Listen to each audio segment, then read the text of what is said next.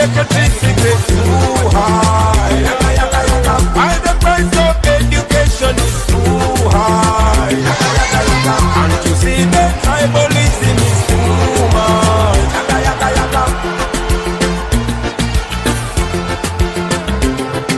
I don't know why the corruption is too much. Why the price of electricity is too high. The regime that has taken us to low levels as the people of Uganda, we ask for courage, for your directions, because we know we are doing a job commissioned by you. You want this regime out of Uganda. Lord, as we come to you this morning, bless this meeting. Put good words, the best words, to our president as he communicates to the people of Uganda who are all in the struggle. I pray all this. A program, and we shall make it public. Secondly, I want to respond to 2 letters that were received from police. The 2 letters were signed by Mr. Nwajira John. And then there was a police statement that was signed by Mr. Tumusime Kasigazi, the Deputy Inspector General of Police. In the first letter, dated 7 September, they purportedly asked us to hold our activities because I, Chagulanyi Sentamu, was apparently a target of terrorists and they could not protect us, so they wanted us to hold our activities. They claimed that they had received intelligence information that my life was in danger. Of course, that is not surprising. My life has always been in danger, and the culprits have always been Museveni's regime. They tried to take my life in Arua on the 13th of August 2018. They tried to kill me during the presidential campaign, and yes, we revealed to the nation twice that we had information from reliable sources that they were targeting my life because they are scared. This is not surprising, because this is their historical modus operandi. This is what the NRA regime has been doing since their days when they were still rebels and therefore terrorists. As soon as we announced our mobilization tour, they immediately started talking about the terrorism. They were not talking about the terrorism when Museveni's son or Nabanja were moving around the country. But as soon as we announced our program, then the talk of terrorism came out. It is clear to everyone that they intended to create fear in the population in order to find reason to block us from proceeding with our programs, especially here in Kampala metropolitan region. You know they are very scared. Everyone knows their intention, but we constantly expose them. The second letter purportedly asked us to stop our activities, claiming that we haven't been abiding by the regulations. Now, first of all, when we wrote to the police, we just notified them. We never asked for permission from the police, because there's no law whatsoever that requires us to seek permission from the police. So we did not ask for permission from them. In his statement, Kasigazi purports to ban activities of an unofficial political party, which power he does not have. He does not have power to ban activities of a political party. So I want to assure you that we will never, I repeat, we shall never obey any illegal and emotional orders.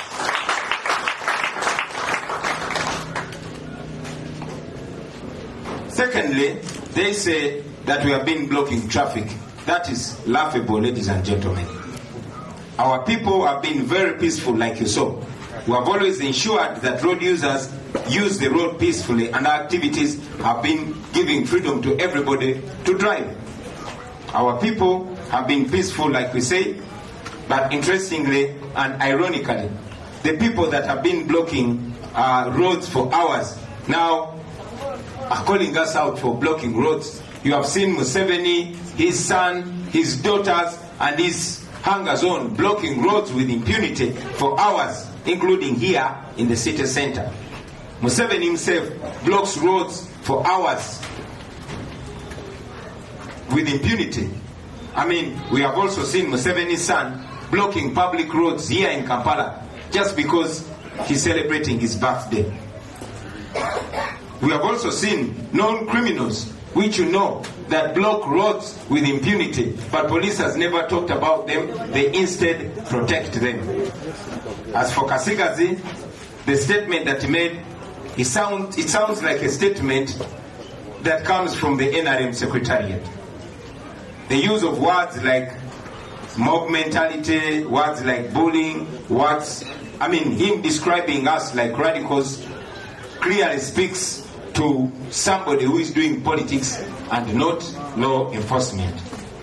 In addition, Kasigazi has turned himself into the prosecutor, the investigator, and the judge. It is, not for him to call us sectarian. It's not for him to declare us that we are defaming Museveni. If we have committed any offense, there are courts of law. Let them take us to court. I want to make it clear, although I know that all of you have seen that our activities have been very peaceful. And this has gone ahead to show the world that it is only when the police and military come in that chaos ensues. We have been peaceful because the police has not brought in any confusion and chaos. Even the one road accident that happened, the incident that happened in Hoima, was purely a road accident. Of course, we sympathize with the family of the victim and we pray that the soul of our brother rests in eternal peace. So let me make these very clear comments. First, the police is exercising double standards and lack of independence. This is seen in their actions, and it only speaks of fear. They are scared because they know the truth. They know the people are tired of them, and they are clearly working for the regime and not for the people of Uganda. They started with the fake terror reports. When they failed, now they are bringing other excuses. I want to assure the nation that our business first and foremost is to remove the regime in power, because that's the excuse they also gave. Yes, we want to remove Museveni's regime.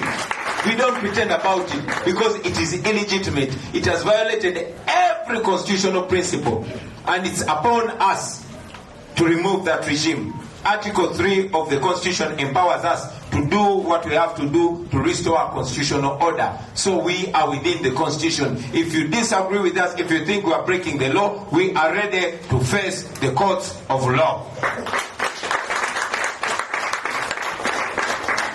I want to also reiterate that the police has no right to give any permission as indicated in their letter. We are only required to notify them, and we continue to notify. We have notified them in the past, and we shall continue to notify them. We don't seek for your permission, Mr. Kasigazi, because you have no power to permit us. We have that right within the law, and we shall continue exercising it. I also want to reassert that the police is not a court. If they claim that we committed any offenses like defamation or promoted sectarianism, then let them go to court. We shall meet them in court. I want to remind the country and to debunk their tribal talk. You all have been seeing me live with my team. We have given the same message to every region in the country. The same message in Akole, the same message in Toro, the same message in Busoga, the same message in the north, and the same message here in Uganda. It's only when we came here in Uganda that they decided to brand us sectarian. But it's the same message that we have been giving. And you all notice that those who practice tribalism and sectarianism get very scared when we condemn tribalism and sectarianism. Museveni and his regime are the masters of tribalism and sectarianism. And this is issue that they've intimidated every Ugandan not to talk about. Nationwide tour, era tusanyukira twebaza yonna abannayuganda batwaniriza n'essanyu. Twebaza abantu b'Omwankole gye twali Embarara, twebaza abantu b'e Fort Portal Mutoolo, twebaza abantu b'e Kasese mu Lwenzori, twagala okwebaza abantu b'e Mayuge mu Busoga, abantu b'e Busiya mu Bukedi, twebaza abantu b'e Mbale mu Bugisu n'abantu b'e Lira mu Lango. Twagala okwebaza abantu b'e Luweero mu Buganda n'abantu b'e Hoima mu Bunyoro. Twagala n'okwebaza n'amaanyi abantu ba Arua mu West Nile olw'okutwaniriza n'omukwano. Miliyoni ne miliyoni z'abantu basebo ne banyabo mwalabe batwanirizanga emitwalo n'emitwalo gitwaniriza mu buli kitundu kye tutuukamu. Ekyo nno tetukitwala lightly. Mwebale nnyo bannange, mwebalire ddala. Byonna gye twatuuse mwalabe nti abantu batwaniriza n'essanyu nga tebaniriza ffe ng'abantu abazze, wabula nga baniriza message ey'enkyukakyuka, message y'okwenunula, era bakimekize kiriya tibakoye Museveni ne gavumenti ye ey'ababbi ey'abatemu. Okutwaniriza kwaffe kwalaze kyetwogerako, tetwogera ffeka wabula n'eggwanga lyonna limiridde naffe. Twagala okukakasa abo bonna gye tutanaba kutuuka titujja batuukako mu ngeri emu oba endala, era mutulingirire tuli mu kubo tujja. Ekyokubiri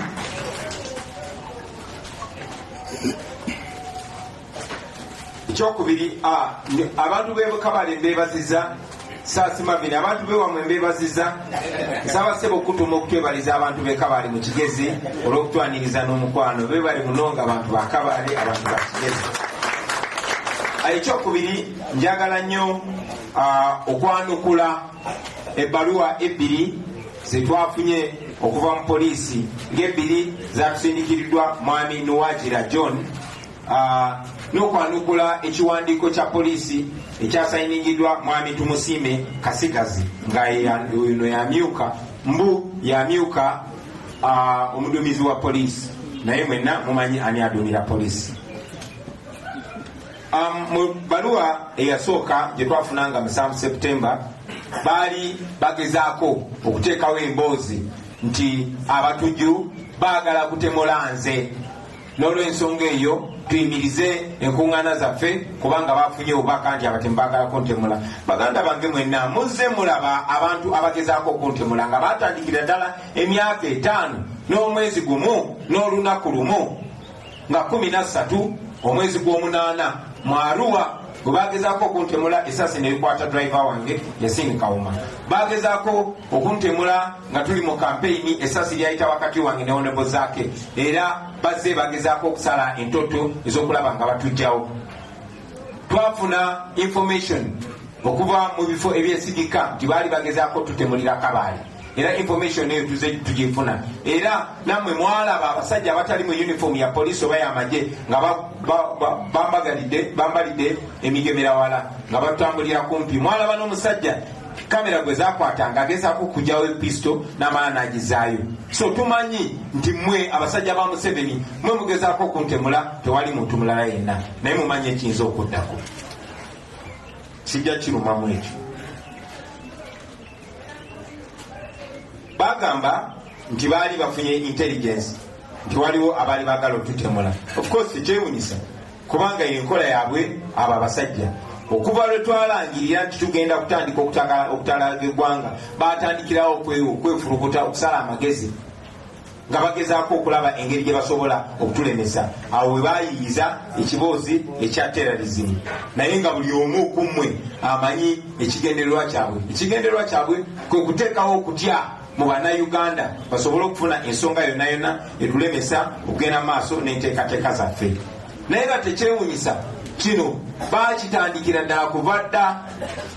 Bw'oba osomye ebitabo byabwe nga muli n'ekyakazoola ojja kulaba nti fear ne terrorism mwami Museveni ne bayeekera banne kyebaakozesanga okuteeka okutya mu mitima gy'abannayuganda.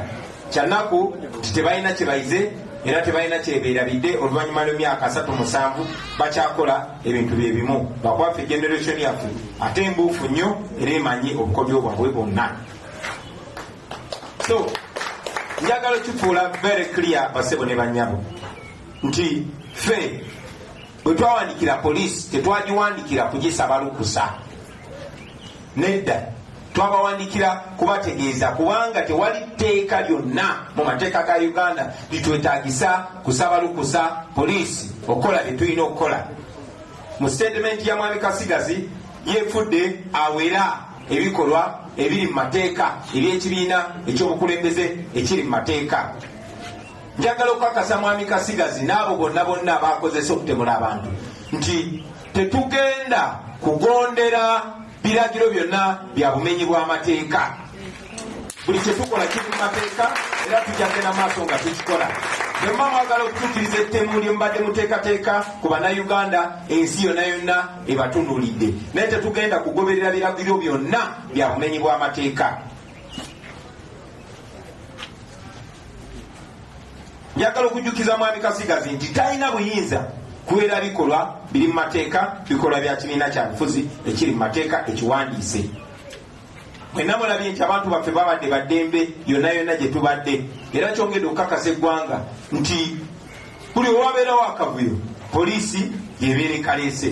Poliisi bwe batekoze kavuyo tewabeera kavuyo, amagye bwe bagaba tegakoze kavuyo tewabeera kavuyo. Tewali kizibu kyonna kyabaddewo mu nkuŋŋaana zonna ze tugubye okumala kumpi wiiki 3, tewali kavuyo konna kabaddewo. Nabalabye nga bagezaako okwesiba ku accident eyabadde ewoyima, naye eyo purely accident ey'oku luguudo.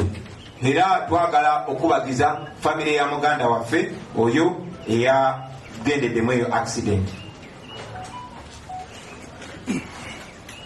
Bayogedde ne ku kyokwonoona traffic n'ekyokusiba amakubo. Njagala baganda bange mwenna okumanya okujjukira nti kyakyewunyo abantu ate aba blocking enguudo okuvumirira ffe abata blocking enguudo.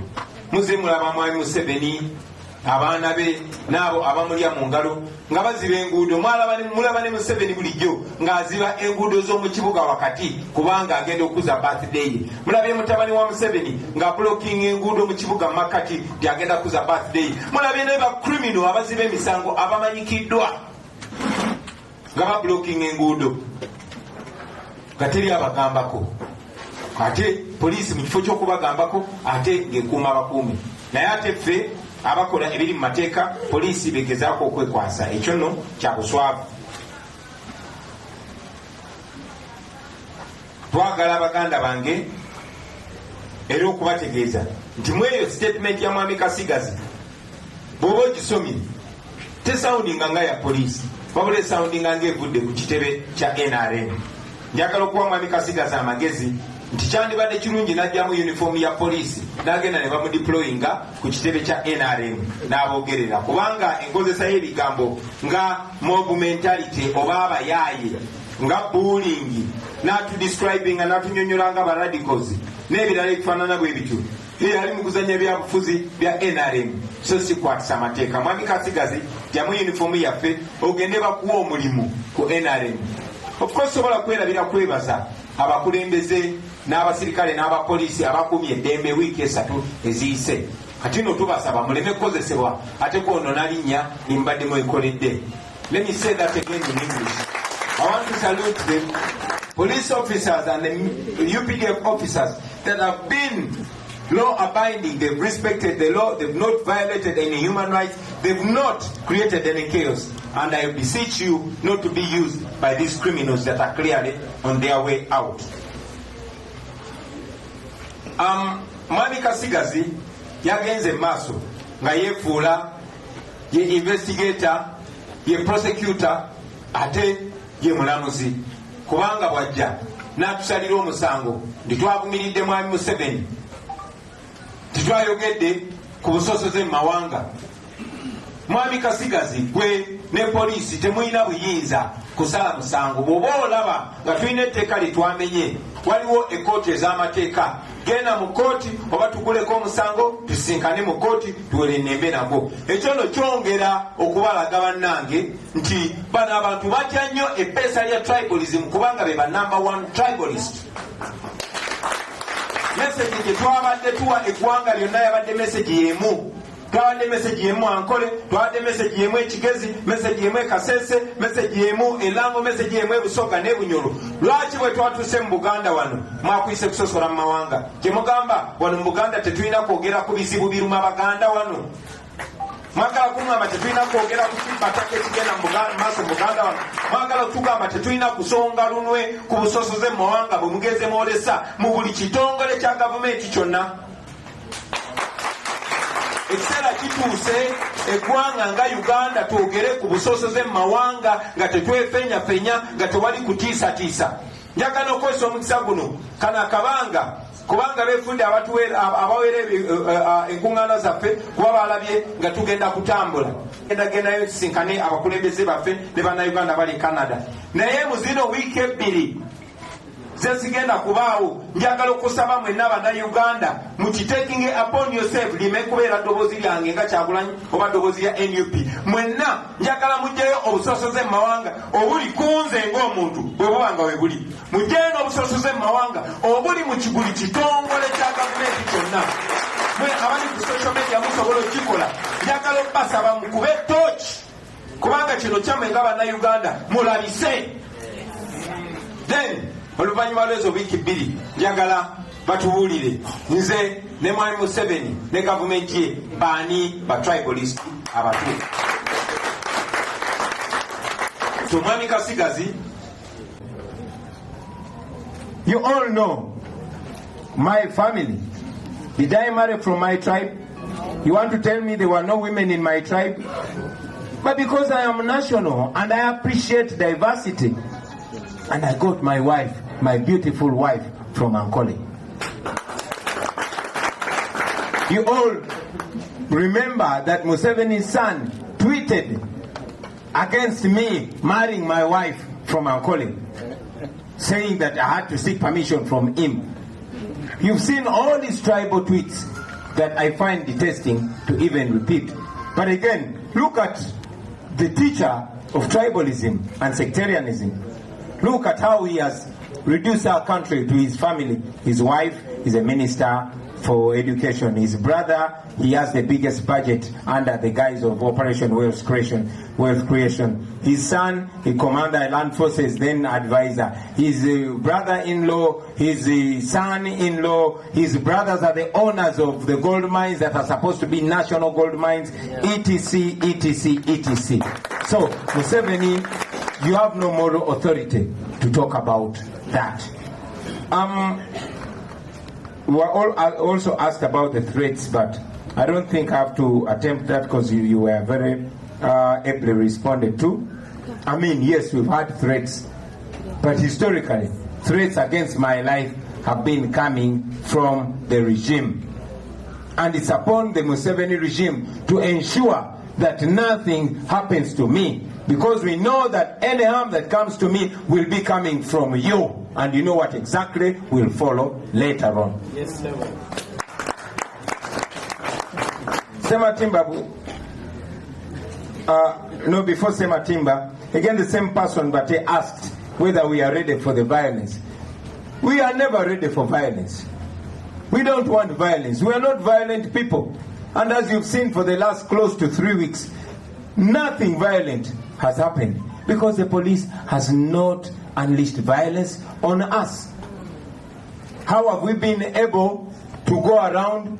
It's not because Museveni wanted it, but we've been telling you we took Museveni, his son and his cronies to the International Criminal Court, and we believe that because they know what that means, that's why they behaved themselves. Are we ready for violence? We are not ready. But again, like they say, give your enemy enough rope to hang himself. The world cameras are on us. Museveni, you have the right to brutalize the people of Uganda or even kill them. But everybody that unleashes violence on the people of Uganda. Anybody that kills the people of Uganda, you will be personally liable. Personally liable. We told you when we were beginning this tour that you will only be giving us more evidence against you. We are law-abiding citizens, and we know that one day, one time, all of you will answer for the crimes against humanity that you have committed in the past, that you are committing now, and those that you plan to commit. Fitubatadeko camera, you can do all that you want to do. Yes, we must say you. Yeah. It's just a matimba we jine. Are we njide mu luzungu sema timu? Chidira mudala mu Luganda. Esuti yamba de katogere mu luzungu. Sema timba we jine asked quoted me having said that we are ready to speak to Museveni. No. It was Wyson. One reminded us of our mention in Luweero that we are ready to talk to Museveni. Yes, but we are not ready to discuss with Museveni the Nobati Mao style. No, sir. We can only talk to Museveni when we are negotiating his exit. We don't want to imprison you. You're a very old man. We don't want to revenge because we are not vengeful. We are not vengeful. We are not like Museveni, who said that he named his son an avenger to avenge. We are not avengers. We want to give you a chance because we know even dictators in the past, like Museveni, like Moi, they were talked out of power logically. The door is still open, but it is closing soon. Yes. We can discuss with you, we can give you protection, we can take good care of you so that we don't have to stress with you. The people of Uganda want their freedom soonest. If you want to give them freedom without kubanna Uganda, ekiseera kijja kutuuka.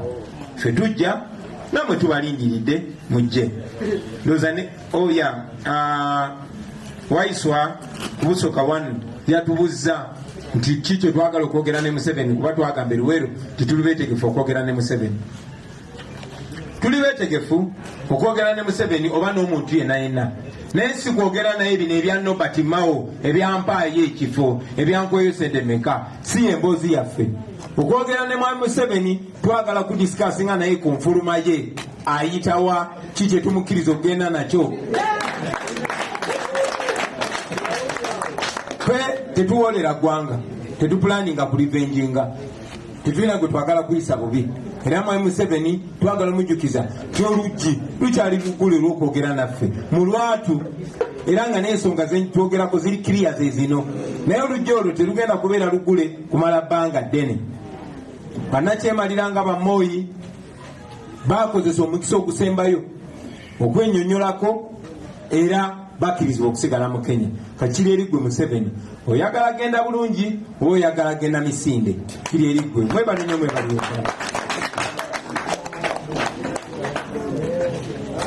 Thank you very much, Mr. President.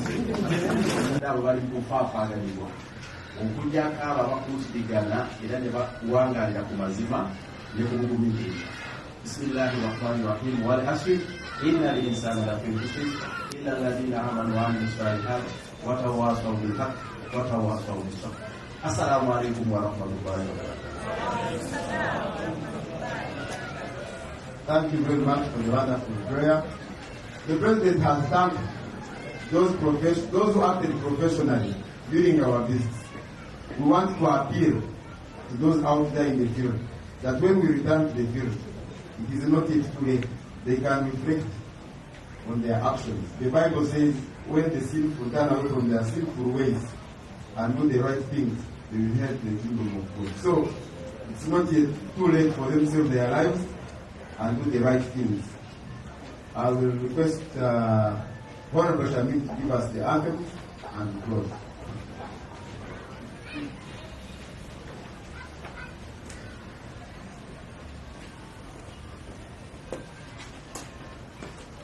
People power. Our power. People power. Our power. Thank you so much for this opportunity. Now let's have our songs for the anthems. I'll start with the national anthem. Oh, Uganda, may God uphold thee. We lay our future in thy hands. United, free for liberty, together we always stand. When the struggle is over, we shall wear the victor's crown. We shall wear the victor's crown. We shall wear the victor's crown. When the struggle is over, we shall wear the victor's crown in a new Uganda. People power. Our power.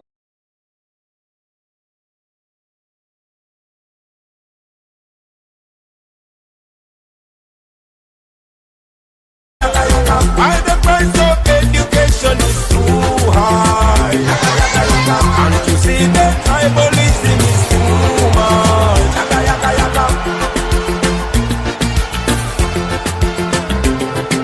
I don't know why the corruption is too much. All is under John. We are the leaders of the future, and the future is today. If we only come together, we can change our destiny.